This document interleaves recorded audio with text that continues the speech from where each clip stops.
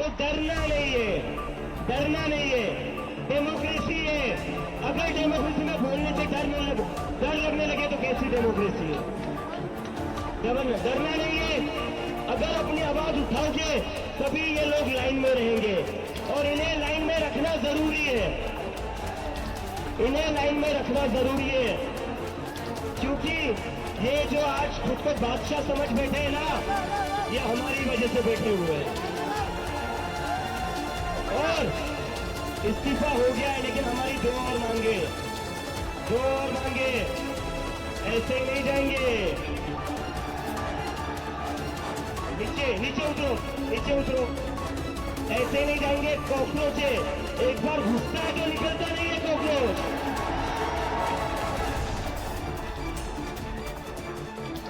धर्मेंद्र प्रधान का इस्तीफा तो हो गया, लेकिन जिन बच्चों ने सुसाइड करी है उनके परिवार को 1 करोड़ का मुआवजा और मिलना चाहिए।